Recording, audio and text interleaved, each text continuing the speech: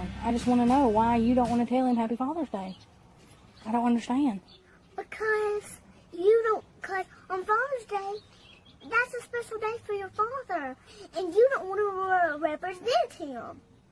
On Father's Day, it's representing all the fathers on the world, and you don't want to say Happy Father's Day. I said Happy Father's Day to my dad to represent him, and you don't want to represent your daddy. That's being ugly to your dad. Justin, do you hear me? I'm quaky, I'm tired, I worked hard at school. Okay? Alright, so what? You don't want me to mess with you tonight? No, I'm quaky, I'm tired, I worked hard at school. You're not going to wrestle here in a little bit? Well, maybe. Oh. Lenny, look at me. Why are you crying? Because I have to wear makeup. Why do you have to wear makeup? It's a makeup game.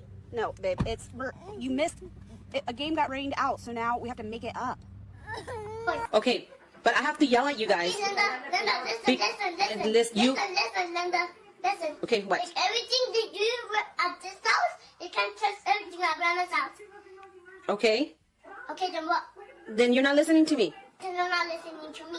I asked you not to do something. Linda, but listen to me. Look at, if you do something, if you get that out, that bird thing off. It's delicious, babe. You should eat it. I'm not your husband. Why are you saying, babe? Not your husband. What's wrong with you? Say kids. What's wrong with you? It's a kids. Mom, It's delicious, kid. Okay. Thank you.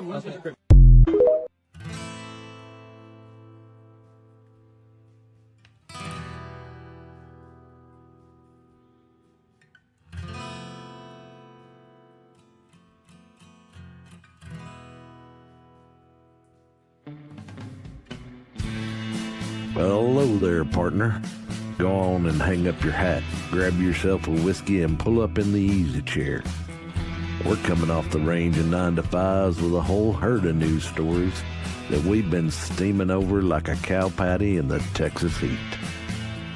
As they say, the chickens are finally coming home to roost. And we're here to ruffle some feathers and ensure accountability ain't just a concept, it's reality. It's that time where the day's drama casts its longest shadow. So let's light a candle to the chaos of current events, the whirlwind of politics, and the tangled webs of corruption that we find ourselves entwined by. It's time to ramble our way into the twilight. Welcome to Sunset Rants.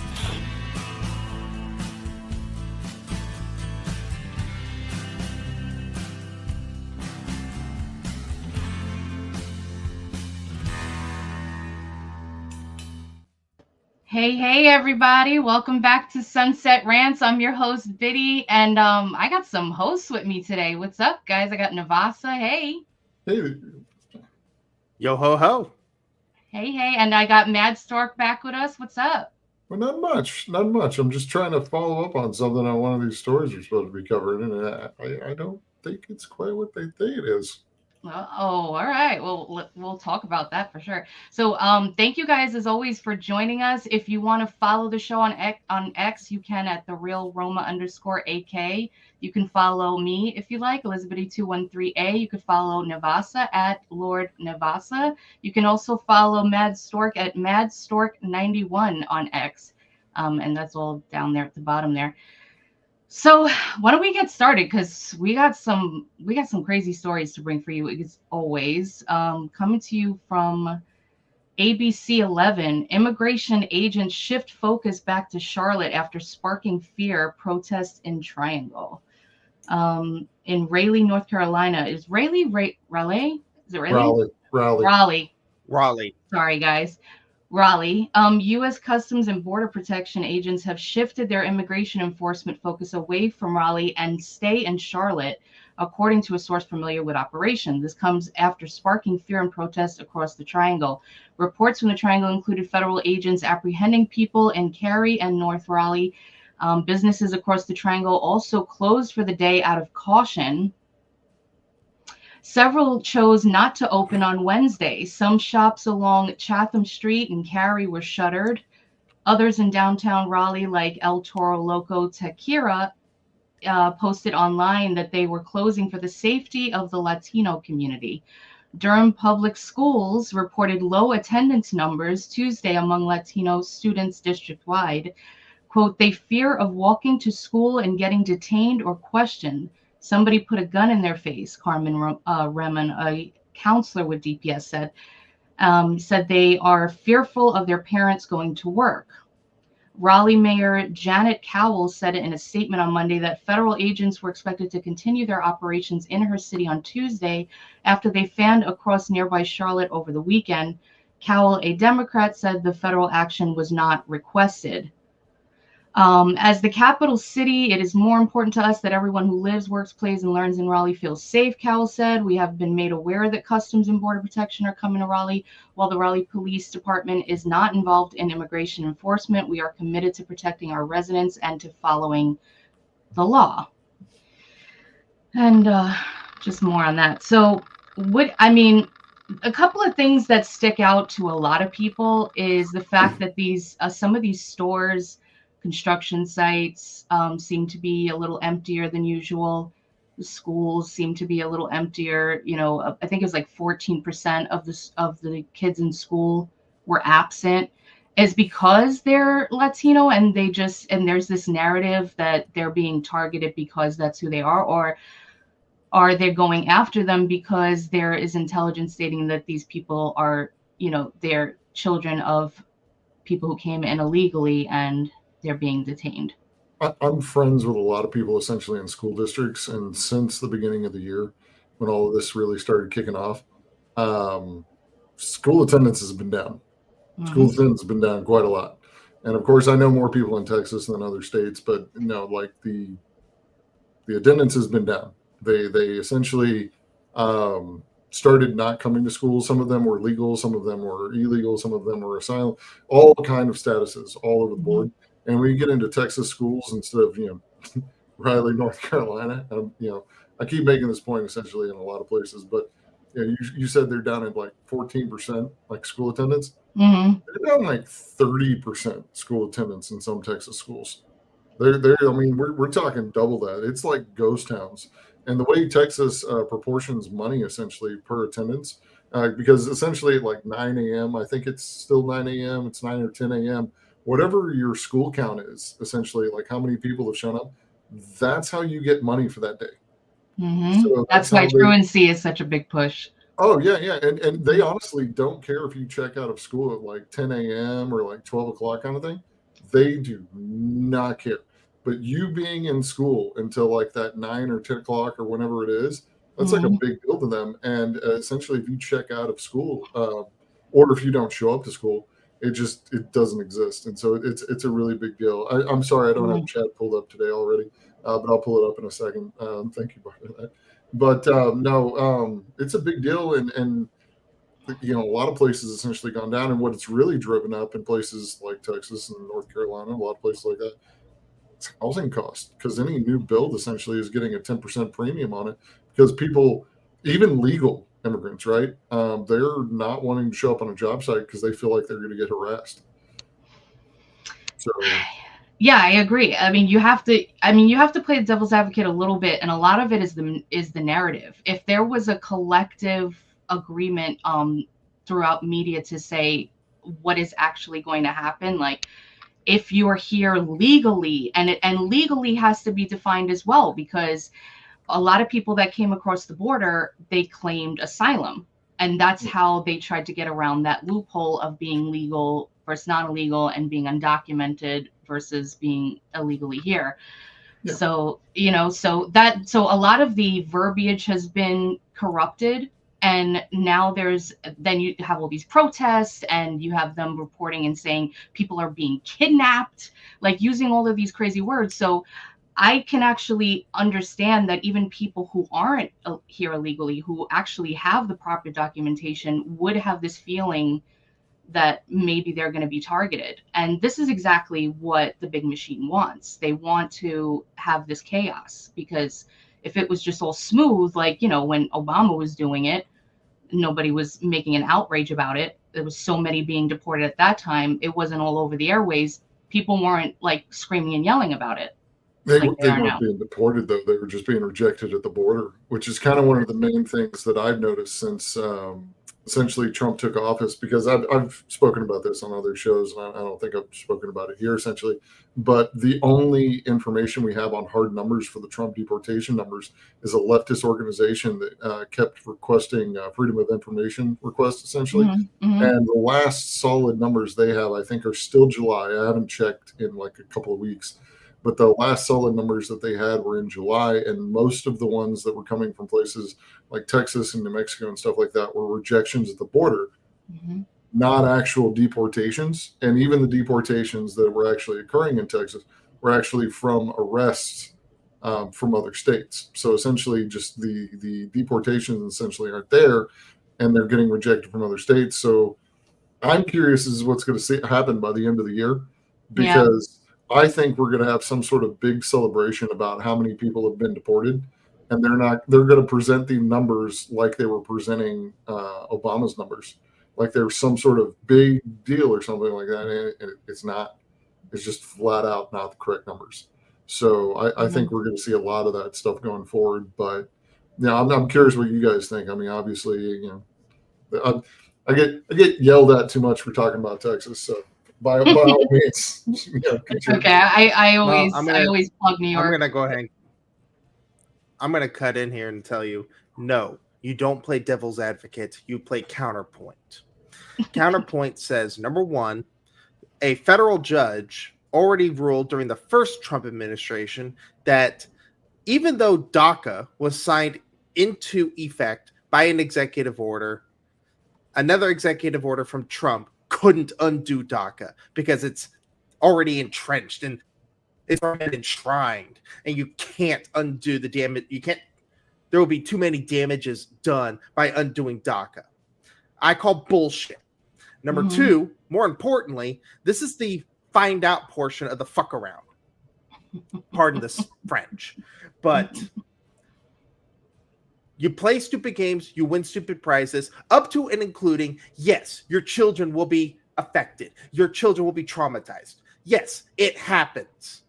But you know what? We, as a nation, have a right to determine what is and what isn't legal. Now, if you want to argue democratic, then yes, we have votes. That's also what our representatives are for. Now, it's up to you as the individual to either hold your representative accountable as a delegate of your opinion and your beliefs, or you suck it up and you have the trustee. Basically, you're putting your trust in your representative to make the right decisions for you, which to me, that's an even bigger deference of responsibility and individual accountability than what anybody could have ever voted for. I call bullshit. Well, my question is I'm just tired of the people. Yeah, sorry. I don't mean it. But what's your solution to it, though, man? Doing exactly what we're doing right now. Yes, we have the targeted. And if you want to believe that it's racist, then there's an easy solution. Don't involve race. You don't have to acknowledge race. Race is a made-up concept as another form of both segregation and division. If you believe that there is no illegal human, then you also believe that there's no such thing as race, because we're all one human. Yeah. Hell, we've already got scientists that are incapable of telling the difference between a white baby and a black baby just from the DNA strand itself. Yeah. No, listen, I mean, you're preaching to the choir when you say stuff like this. Like, we all understand this. We all see that it's you're breaking the law. It has nothing to do with this or that. It has nothing to do with the narrative that's being pushed, whatever. The only thing is there is a fact to it where there's people out there that are being cheered on by the radical left, by the Democrats, by the media, by this and that, giving them this ammunition to think a certain way, to feel like they're in certain categories, to feel that this is going on. Yes, feelings aren't facts. However, you have to look at it in a way to say, this is how people are going to react, because it's that, I mean, I'm not trying to be like tinfoil hat or whatever, but it is that mind control of like brainwashing, saying the same thing. Everybody's saying the same thing in unison, you know? So that's why I'm saying, I understand that, like just because the numbers are showing there's a certain percentage of like the kids in school that are missing, that doesn't necessarily mean that they're illegal. It could mean that, you know, maybe the parent is saying to their kid, you know, saying things in front of the kid starts hyperventilating and doesn't want to go to school. You know, there's this like narrative that's going around that's kind of like pushing this stuff.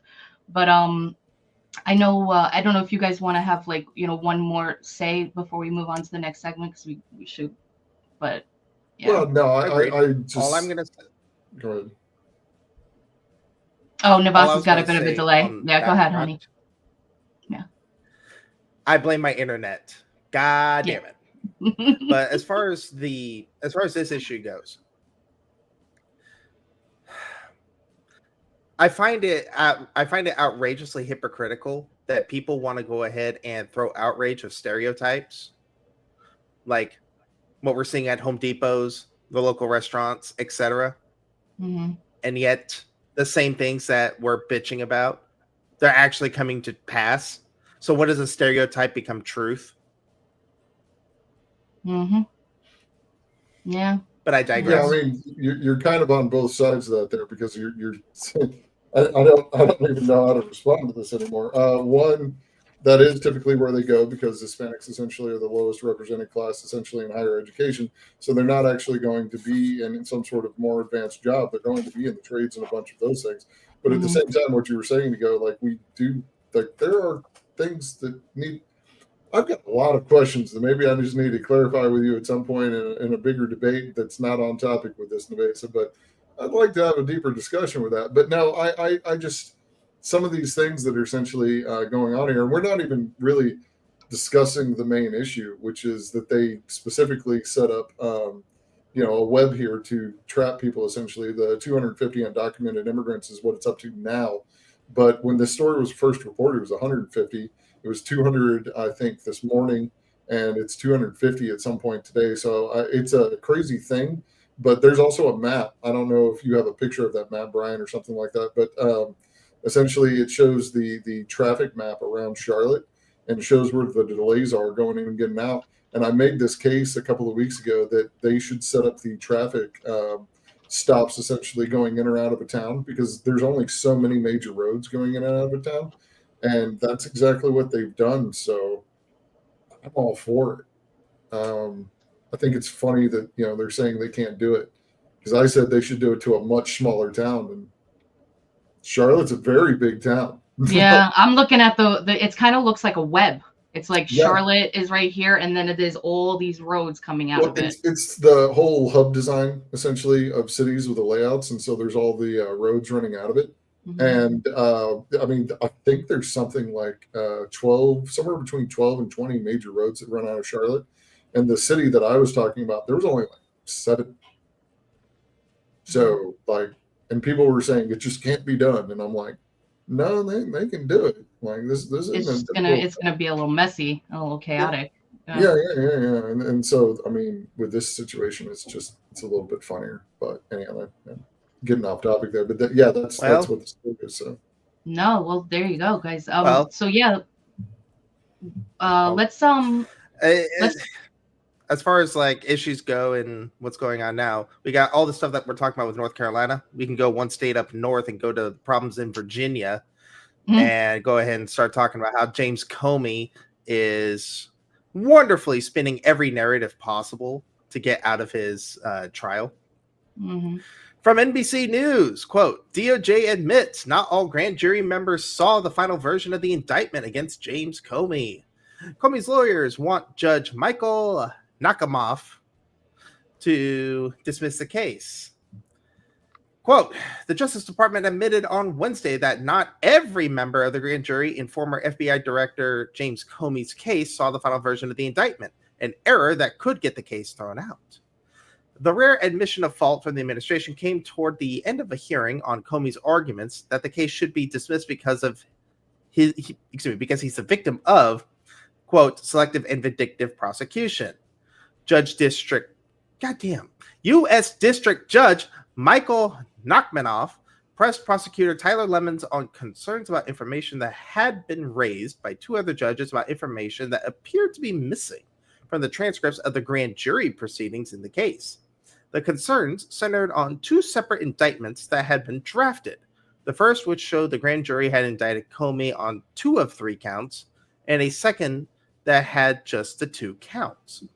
Lemons acknowledged that a grand jury coordinator had edited the first indictment, which was then signed by acting U.S. Attorney for the Eastern District of Virginia, Lindsay Halligan. The second indictment is a document that was never shown to the entire grand jury. Nachmanoff asked. Yes, that is my understanding, Lemons responded. The judge then briefly questioned Halligan, a former personal lawyer to President Trump with no prior prosecutorial experience.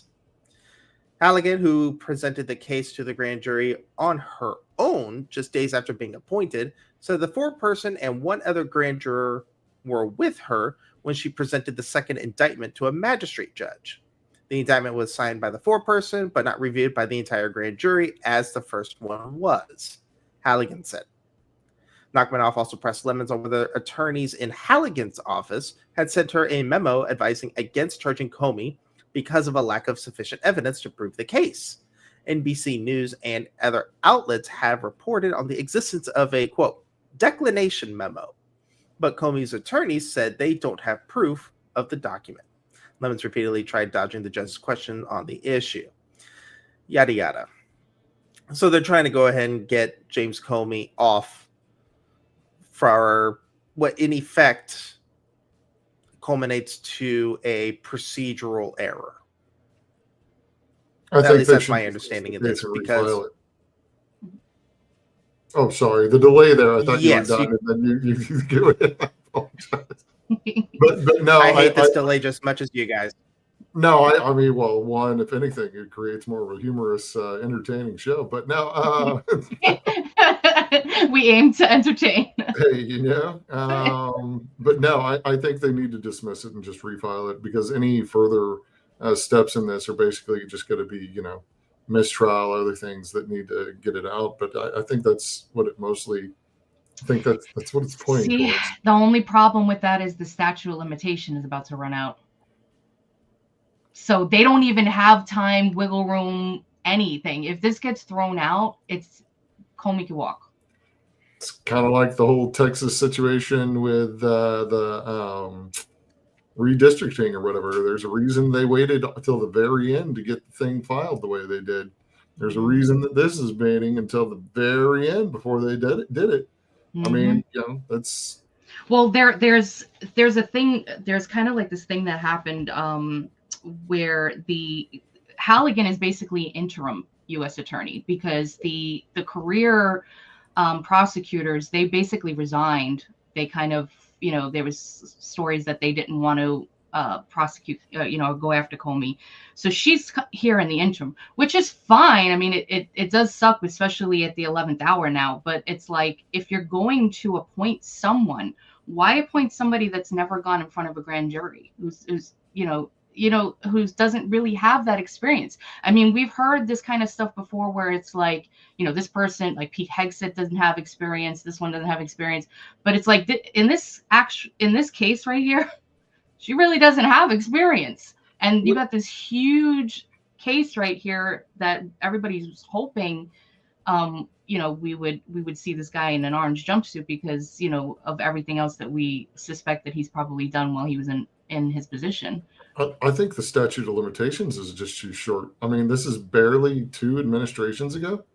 Mm-hmm. So if you screw around, well, that I agree with too, and a lot of things. That doesn't make sense. This should at least be. I mean, hell, if you're really going to get into it, it should probably be somewhere closer to 18 to 24 years or something like that. It probably, somewhere closer to 16 to 18 years probably, because you need at least 2 administrations to probably get out of a cycle. You need a follow-up, you need investigation, you need 2 years to prosecute. So probably 18 years is what you need to actually handle a case like this, from the incident of it occurring to anything like that. Just make it a nice round 20. Mm-hmm. I don't understand why. I think the system is literally designed, and every time I hear somebody talk about a case like this, I'm going to laugh when I say it. I think the system is designed to get him off. I think there's no other way to look at it other than the system is designed to get this guy off.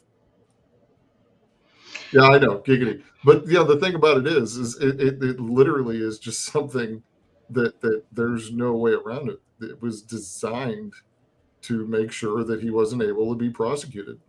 Mm-hmm. There's a lot of things like that I'm looking at basically in this administration that I'm like, how the hell was this law ever passed to go like this? Right. I mean, like the idea of statute of limitations, like to have it is a constitutional thing, but the amount of time given, that does need to be looked into, especially like when it comes to things like, crimes against children. Like, why is there a statute of limitations on that at all? I think there's, if anything, it should be something ridiculous, like 50 or 60 years. Well, I mean, it should just be something much longer. But I mean, if you think about it, like if you had a 2-term president and then essentially it just went to the next president, this guy couldn't have been prosecuted. The only reason this guy is being prosecuted is because a guy from the opposing party to the actions taken by the previous 2 opposition candidates essentially got in. If you had one president or one party hold the presidency for 3 terms, you're done. Mm-hmm. That's true. That's true. Does that make sense? Yeah, it's like there's no checks and balances there. It's way too easy to be corrupted. Yeah. This system literally means that you could. I made a point yesterday. I can't remember who I was talking to, but I believe it was Chris Naski on the Quiet Part Party. He was talking about something, and he specifically we were talking, and it seems the question I asked. Okay, yeah, this is an easier way to put it. If the prosecutor, the defense, and the judge agree to basically get the person let off, there is nothing that the legislative or executive branch can do. And that is an entire corruption, these 3 parts, the adversarial system with the prosecutor, and I just did the Tim Pool new sticker. The prosecutorial system, which is supposed to be an adversarial system essentially, with the 2 things there, they're designed to go at each other, and the judge is there to mediate. And I just realized I just did another thing. But anyhow, what I'm saying there is if he's not there to mediate between the 2 parties essentially going back and forth, if they all are just in agreement with collusion, there's nothing you can do. I think that's literally what we've been looking at with, and I hate to, bring up another topic, is the Epstein thing. I think the prosecutor wanted him to essentially have stuff hidden. I think the guy who was defending Epstein obviously wanted the case to go his way. And I think the judge essentially was sitting there with, how can we cover up the most stuff and make this go away? And when we look at this James Comey situation, we're kind of looking at a situation where, Congress has basically set a statute of limitations on this so that we can't really go after it if one party is in there. So you have literally the prosecutor's office being controlled by a political party that doesn't want to make this a thing for a time period which is too short for them to prosecute for. So the prosecution's office is set to let this person get off. The judge basically has his or her hands tied, nothing they can do. And the guy who's defending himself wants to get off on it. Yeah. So how can you actually get anything done with any of this? Like seriously, like logistically. Yeah. How do you prosecute this case? How do you prosecute the Epstein thing? How do you prosecute any of these other stories essentially with all of this? And I don't think you can. Well, let me just, before we go to Nevassa, just one real quick thing to just kind of throw into that whole, how do you have time to do all of this? So there's the search warrant issue. Okay, so the evidence in 2017, the FBI executed. So I was listening actually to former federal prosecutor Naima Rahmani, who was speaking with Fox. So he said there's 2 issues. I'm just going to give you the one because you basically broke down the other. But in 2017, the FBI executed search warrants. They got emails, other evidence from someone named Daniel Richmond. Now he's a Columbia law professor who happened to be a friend of James Comey, but also his lawyer. So when the FBI was originally investigating this leak to the Wall Street Journal, they were focused on Richmond. And ultimately, that case was closed. It didn't go anywhere. But as part of those search warrants, the evidence was supposed to be sealed or destroyed. So the Department of Justice started investigating Comey, who allegedly provided this information to Richmond and then allegedly lied about it to Congress, to where, the whole that part of the one indictment there. The Senate Judiciary Committee and Ted Cruz, they went back to the evidence. Now, there were a couple of problems with that. First, they didn't get a new search warrant. Second, they potentially viewed privileged materials because Richmond was Comey's lawyer. So the judge said that evidence was supposed to be sealed and you didn't get a new search warrant. You were looking at potentially privileged communication between Comey and his lawyer. Normally, apparently, what the DOJ is supposed to do is set up like a tank team or a dirty team that's really walled off from the case to kind of go through these documents.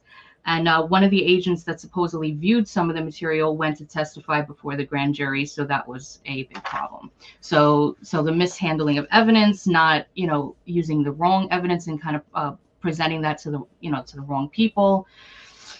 That's another thing that's kind of thrown in here. And it just adds to the amount of time, and also years later having to gather evidence and whatnot as well in a new search warrant. With the judiciary, colludes with the prosecutor's office, colludes with the defense. Mm-hmm. Basically have a system that has no checks and balances on it. Mm-hmm. And I think that is what I think. There are a few things that are front and center with the second Trump administration, and one of those is there is no check and balance to the judicial system in situations like this, and it has to be corrected. There is nothing you can essentially do in cases like this. One of the you were talking about the judicial seal, all of those things with it.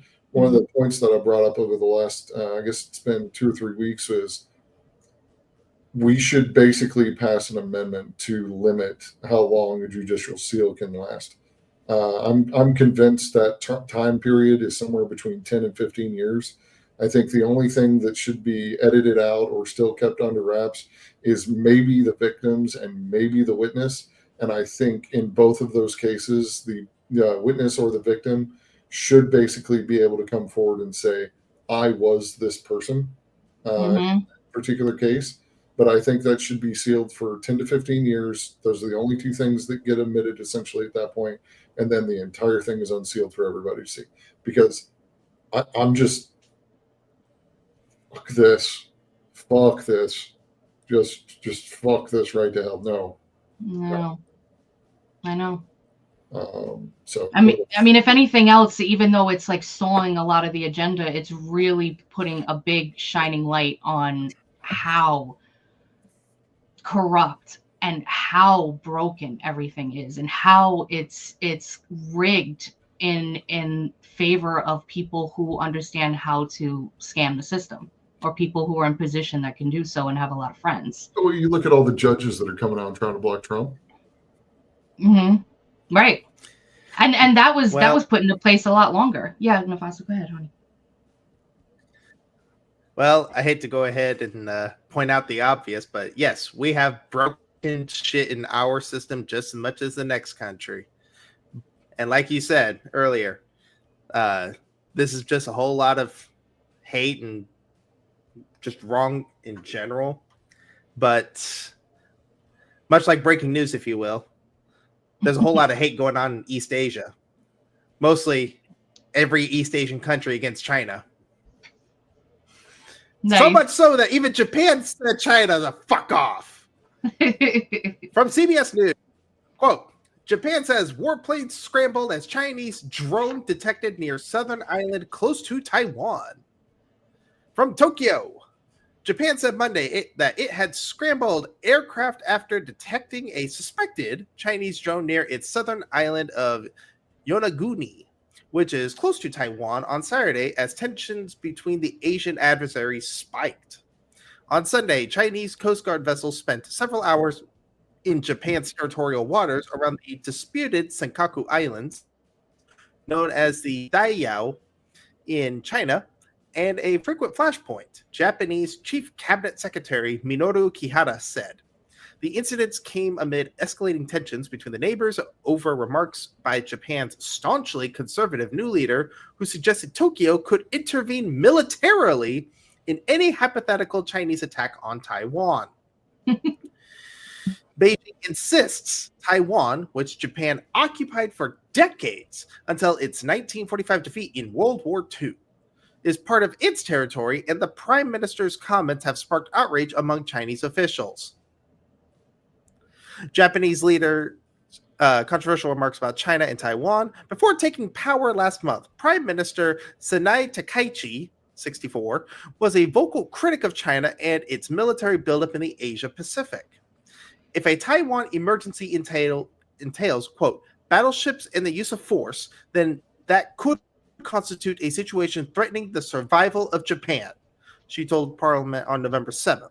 Under Japan's self-imposed domestic rules, an existential threat is one of the few cases where it can act militarily. Taiwan sits around 60 miles from the nearest Japanese island. In response to Takaichi's remarks, a Chinese diplomat stationed in Japan threatened to, quote, cut off that dirty neck, apparently referring to Takaichi as China and Japan summoned each other's ambassadors. In Beijing, tech worker Daniel Feng called the Chinese government's responses, quote, very restrained, given Takaichi's extremely unreasonable remarks. Quote, if she spouts words, that's not a problem.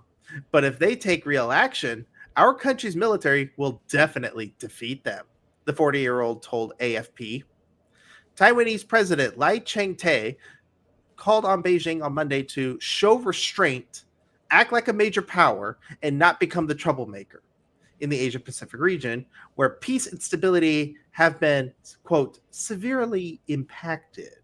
Mm-hmm. China should return to the path of a rules-based international order, which would help maintain peace, stability, and prosperity in the region, Lai told reporters. Beijing, meanwhile, said Chinese Premier Li Qiang had no plans to meet with Takaichi at the G20 summit in South Africa later this week, which they are both set to attend. Yes, you want to say that it's a very restrained response by telling people to cut off that dirty neck? It's an expression in a lot of Asian cultures, essentially, where you have stuck your neck out too far, so you're overextended, so you cut yourself off. So your neck becomes dirty? Well, no, essentially you've stuck your head into a place where it shouldn't be, so you've besmirched yourself. Essentially, you've caused yourself to become dirty by involving yourself in a matter that dishonor. You shouldn't be involved. Yeah, a little bit of dishonor with some of that. To which my response is, no, this is very much in their purview, and you can go fuck yourself. But no, Takaichi, Sanae Takaichi, she's part of the whole conservative party movement in Japan. And here's the problem.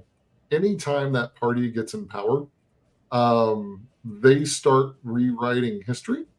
And they also start changing things. For instance, Unit 31, is it Unit 31 or 300 or something like that? I always forget about the name of that unit that Japan had essentially on the one of the southern provinces of China. And that's where they did all of the human experiments. I believe it's 31, 32, something like that. I'm sure someone in the chat will correct me. But yeah, essentially that unit, they did very bad things. Unit and it's funny. Yeah, what was it, 31? Yeah, Unit 31, Southern provinces of China. 731. I apologize.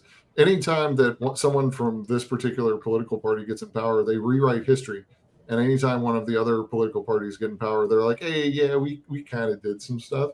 So I'm really curious to see how some of that history revisionism plays out, because Korea is going to be pissed before she finishes her term as prime minister, which is going to be kind of an interesting thing to see how that plays out. But I had a thought, and maybe I can get some other people to comment on this.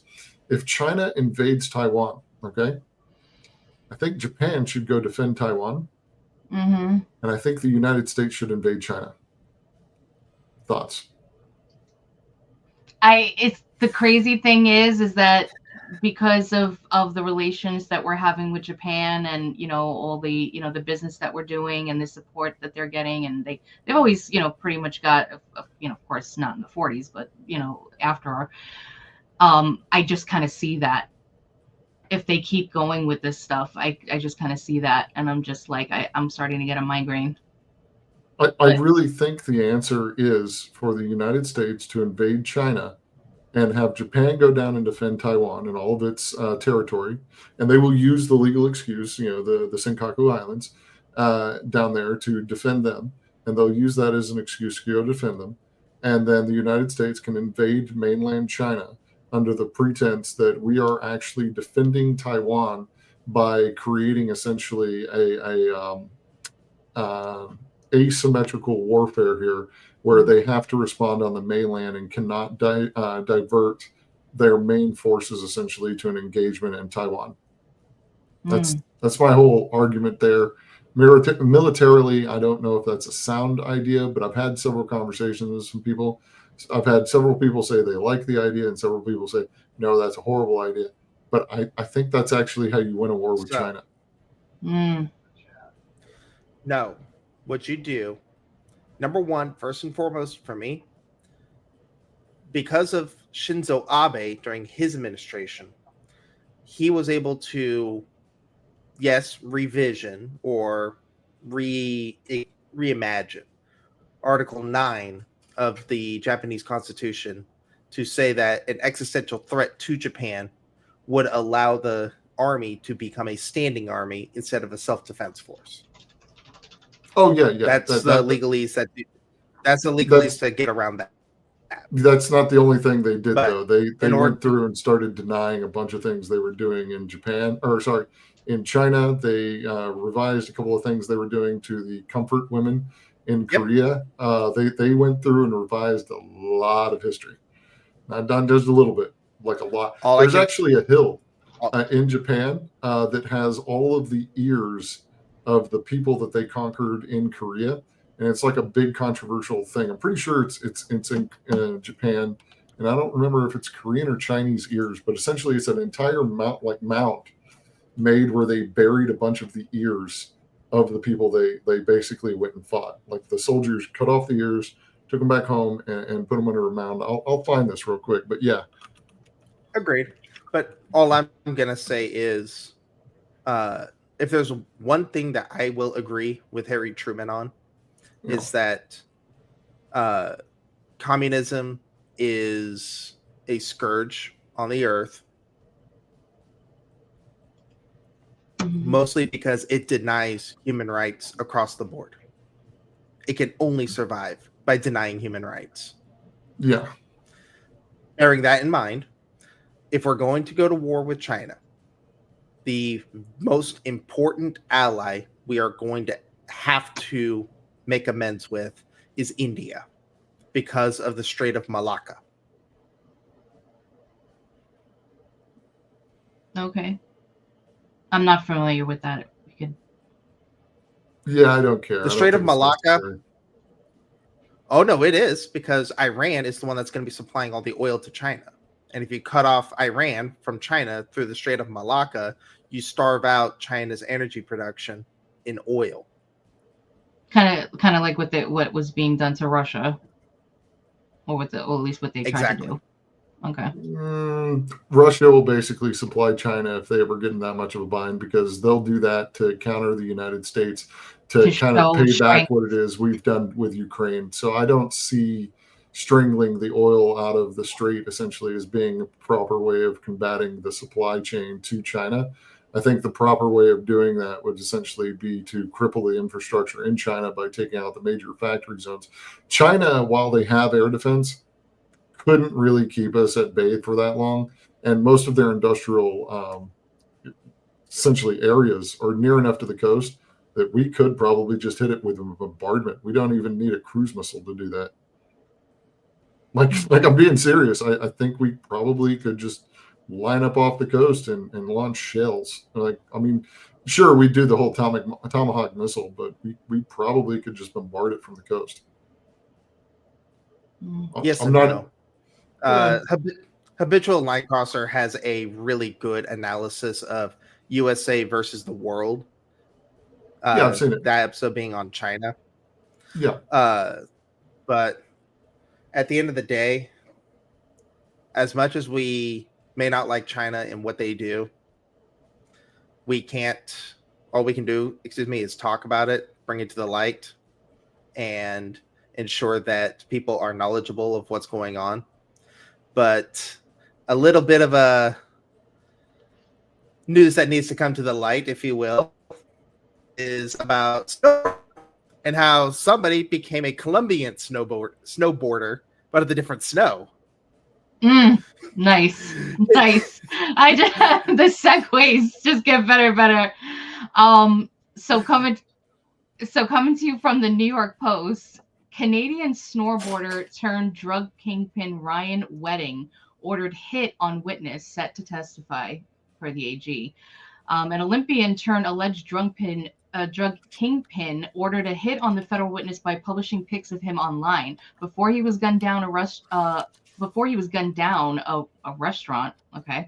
U.S. Attorney General Pam Bondi revealed Wednesday. Ryan Wedding, 44, who competed for Canada as a snowboarder at the 2002 Winter Olympics, allegedly shared the photographs of the witness who was due to testify against him on a now deleted website called, quote, The Dirty News, after he was indicted in 2024.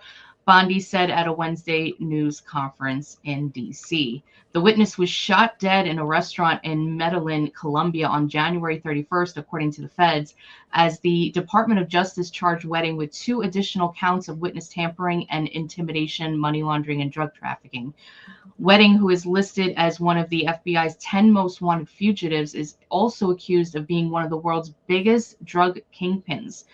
Quote from Bondi, he controls one of the most prolific and violent drug trafficking organizations in the world. Wedding allegedly smuggled 60 metric tons of cocaine into the U.S. every year via semi-trucks crossing into Southern California from Mexico. I know in a press conference, she said it was something like, if you think about 40 cars and the weight of that, that's basically how much that is every time they come in with a shipment. Ryan Wedding and his associates allegedly imported tons of cocaine each year from Colombia through Mexico and onto the streets of U.S. communities.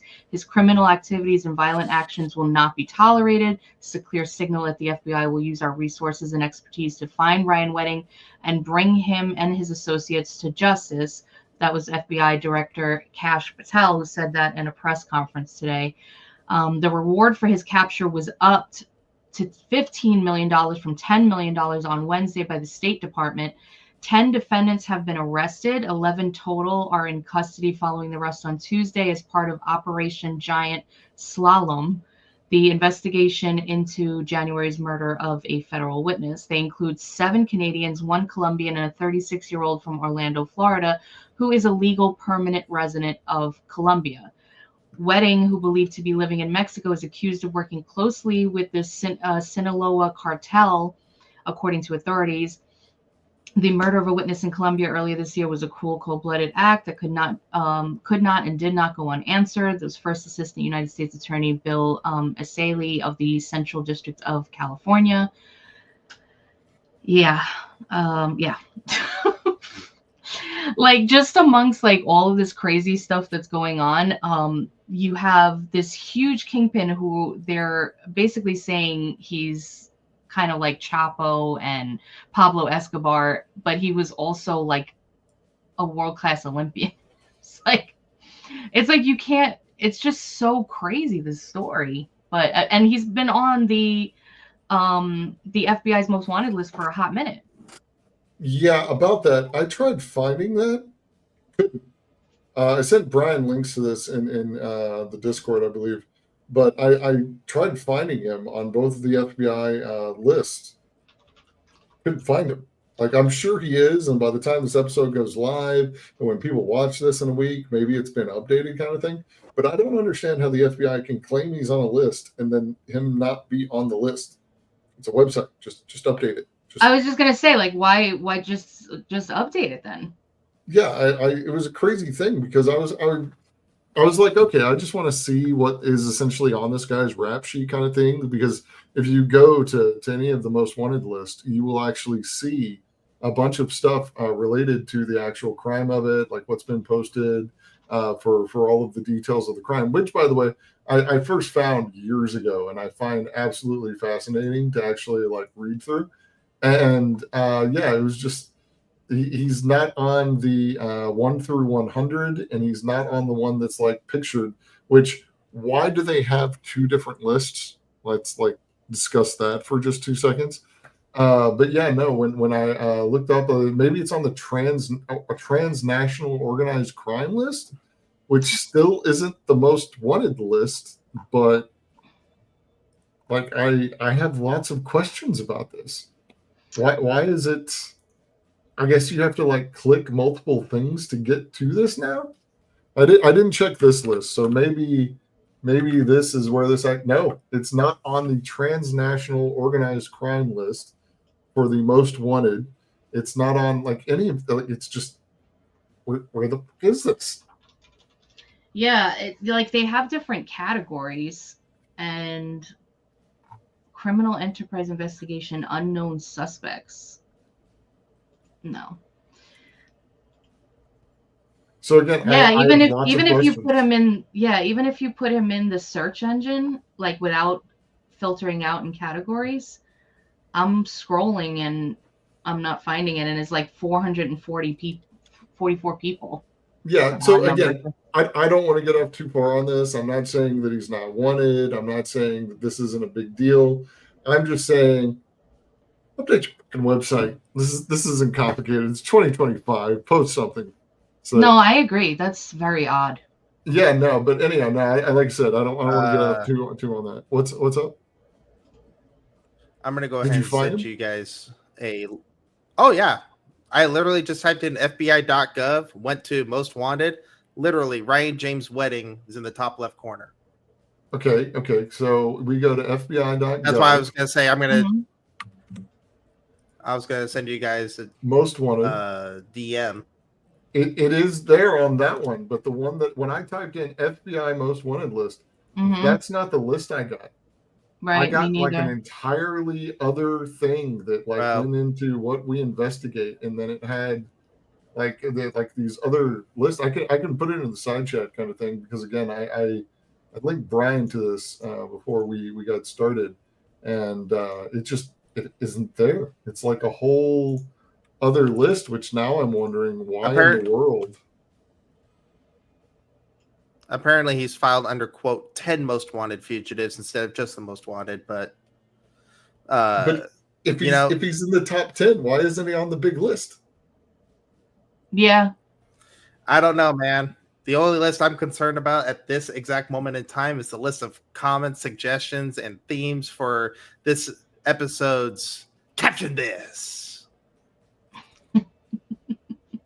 Yes. Yeah. Well, all right. So if there's any more, that comes out about this, if they end up catching him or there's any more developments, we'll definitely bring it to you guys.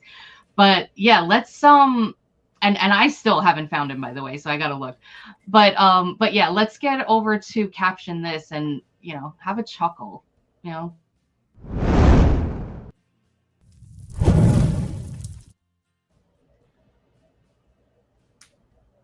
Whoa, what are those little Ewoks on the? Did I get that right? Is that Ewok? Ewok looking characters. Is that what's the name? I told you I don't watch these movies.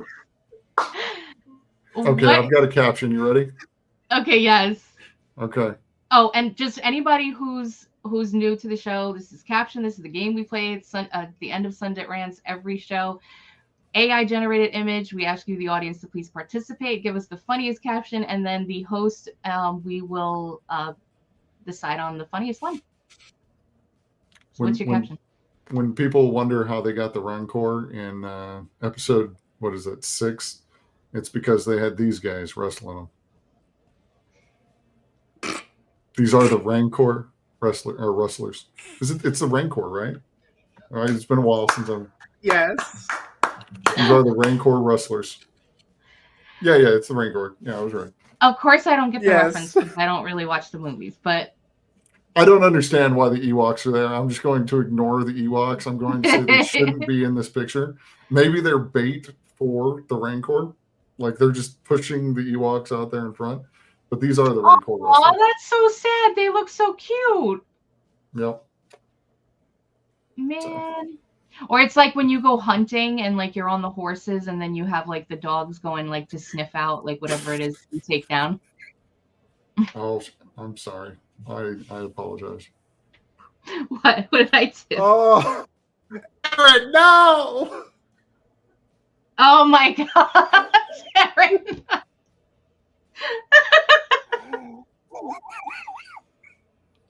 I just hear Nevassa wheezing and then like I'm like, what's happening? I apologize. I Queer Wars the first.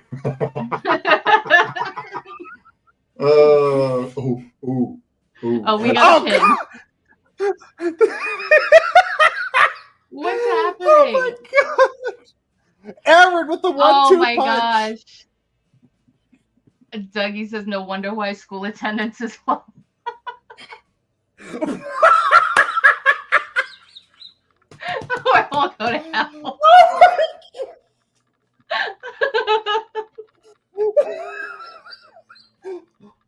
All of these are good options.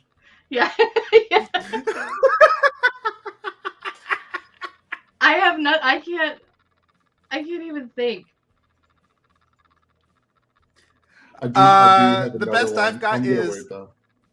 again. The best I've got is Zeus and Odin vacationing in the outback.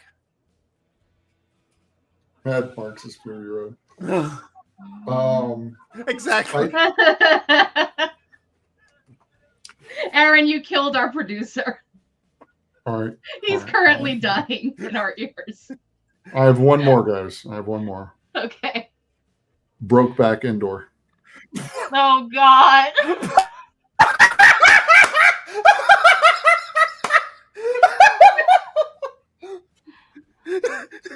Read Hardy's also.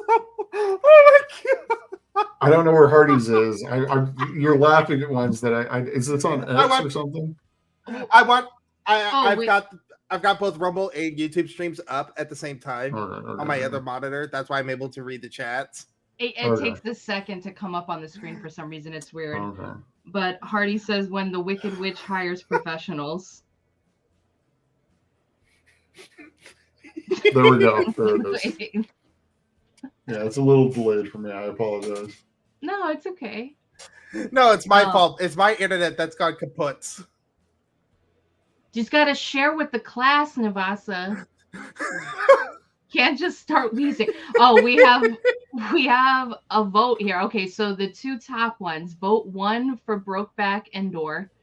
Vote 2 for Queer Wars, The Furry Awakens. Goldilocks was one of the FC picks of the bear went on the list. Oh my gosh. Gosh. Oh my Greg. All right. Mom. Those are 3 really good options. I'm just Goldilocks. Dougie, 4 is not a choice, Dougie. Hold on. Sure it is. It's all 3 at once. All right, I'm Queer going Wars with versus Brokeback Indoor. All right, you guys, 1 or 2. Which is your favorite? I'm going Brokeback. Yeah, we know, but what is your favorite here? Yeah. I typed it in chat per our allegedly godly producer's request. 1 for Brokeback Indoor, 2 for Queer Wars. I'm going Brokeback Indoor. Thanks. I'm not going to vote because I threw things out there, and if I chose myself, that would be bad. I think the one that was in the chat that I liked the most, though, was probably No Wonder. The No Wonder School Attendance was low is probably out of context funny with this one, so that one's probably not bad. But yeah, some of the stuff you guys were talking about, that's better. I don't know. No, yeah, I like I'm that not one voting too. for me though. I love ones that also have like the, whatever articles like we went over, kind of like a summary and then like tied into Yeah. caption this. I think that's sick. Yeah, if you could like weave that into things, that would be nice. Mm-hmm. So, But I mean, they like chat. All these guys, they always give us like wait. It's hard to choose. so All right. Well, it looks like I'm sorry. at the really moment do. it looks like 2 is in the lead. Career Wars. I like it. I like it. Nowhere to run to, baby. Sorry, I'm just back end reading door Hardy's. caught me out of left field. It's like, oh fuck. All right, so God damn it, I'm not Stork. afraid to make the jokes. That's what I do. I'm sorry. no, it's good. I mean, it's not easy too. I find like when I'm like sitting here and I'm watching the show, it's a lot easier for me to think. Maybe Okay. because I feel like I look retarded when I'm Aaron! like, looking at camera because I probably make this face. Stop! You're gonna break us. What's the Aaron one? I gotta know which one with the whole thing. I've got to find it now. Brokeback Jedis lost their gerbils. Is that why what's his face from Pretty Woman is leaving the country? Maybe. Maybe for the Supremes. There you go. But yeah. Hey Vash. All right, so Okay. are we going with option 2? We're going with 2. We're going 2. All right. Yay, Aaron. Congratulations, We'll go ahead and make Aaron. that. Great job. Queer We'll Wars make that work. or Reawakens. That actually would be a t-shirt, though. I'm not gonna lie.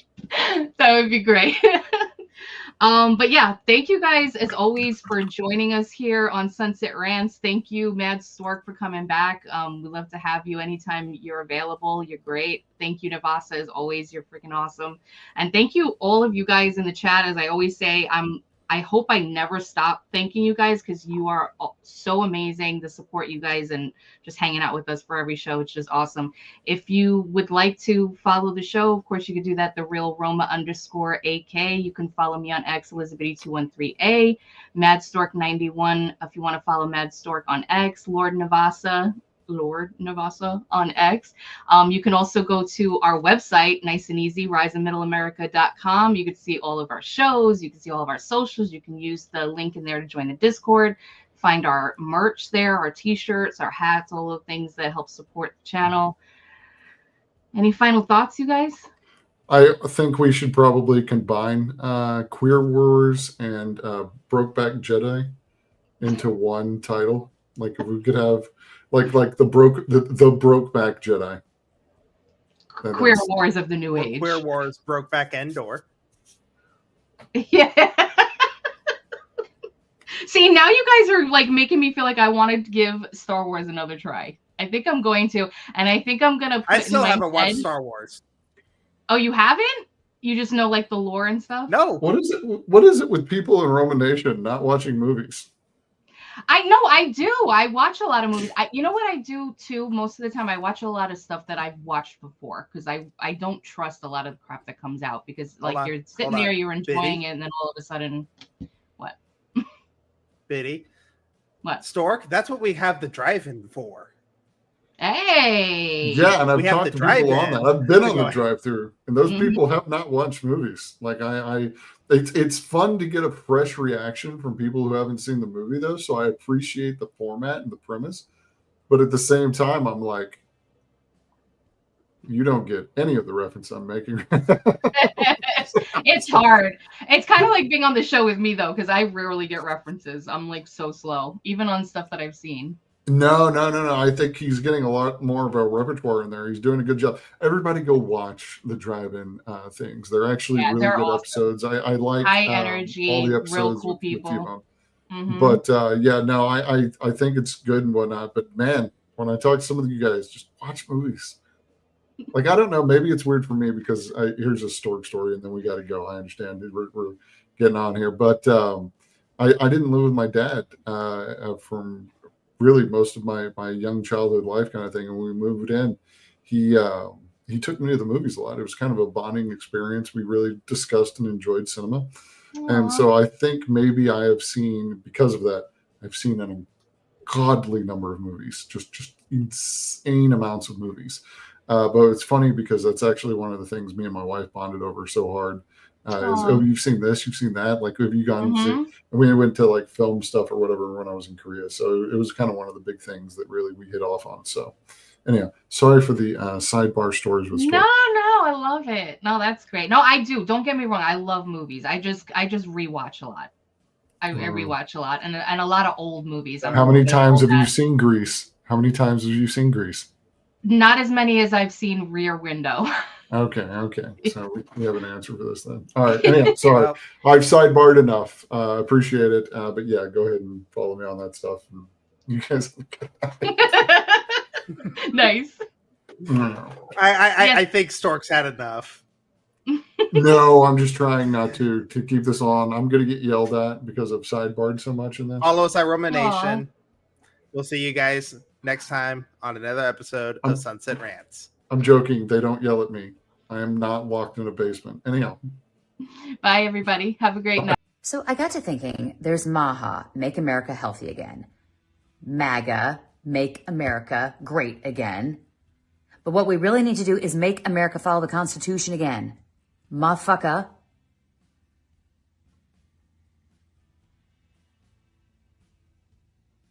That sounded better in my head.